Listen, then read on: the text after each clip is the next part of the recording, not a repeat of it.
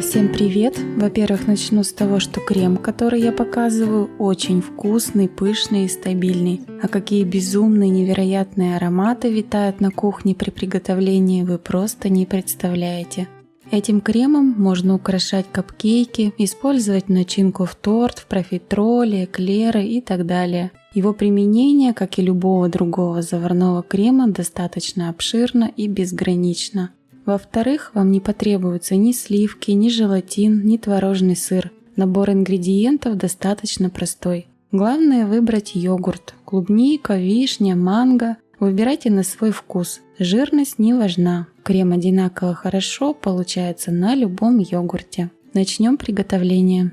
Для начала нам нужно достать из холодильника масло и сгущенку. Они должны согреться до комнатной температуры.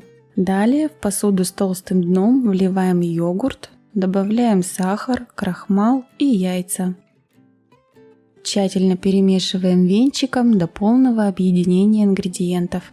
Температура яиц и йогурта не принципиальна, у меня холодные из холодильника.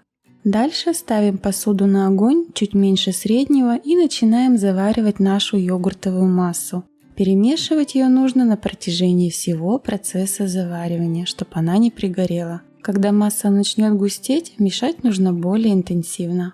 После появления первых пузырьков провариваем основу еще секунд 10-15, чтобы крахмал полностью заварился, а затем убираем посуду с огня и еще раз перемешиваем до однородности.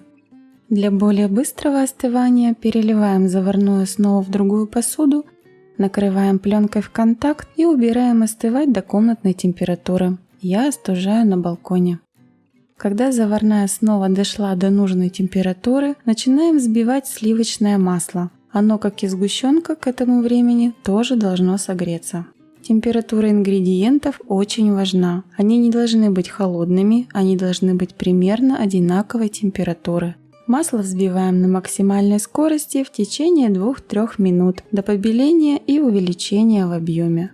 Далее вливаем сгущенное молоко, я добавляю его в 3 этапа, каждый раз тщательно перемешивая массу до полного объединения.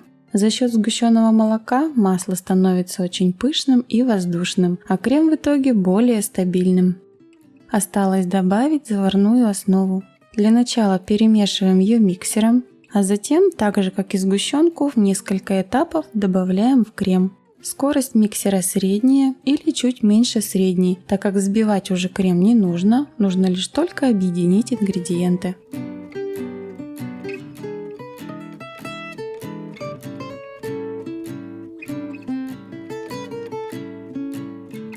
Все, йогуртовый суперароматный и воздушный крем готов. Внешне он не выглядит так однородно, как, например, крем-чиз. Он очень пористый, но отсаживается прекрасно.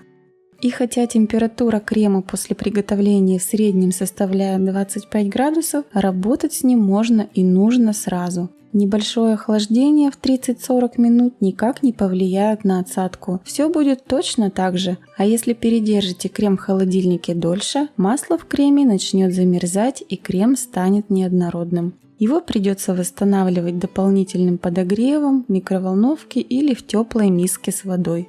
Нужно будет прогревать крем по 10 секунд и перемешивать миксером. Лучше этого не допускать. Такие манипуляции сделают крем мягче, и оформить красиво рельефное изделие не получится, только если использовать крем в начинку. Вот я вам показала самую стабильную версию йогуртового крема. Кто знаком с заварными кремами, тот знает, что его можно видоизменять под себя, под кондитерское изделие до бесконечности, меняя количество определенных ингредиентов и способы их ввода в крем. Об этом я напишу через несколько дней в Instagram. Кому интересно, заходите почитать. Благодарю всех за просмотр. Обязательно попробуйте приготовить такой крем. Он удивит вас своим вкусом. Всем удачи и здоровья. Пока-пока.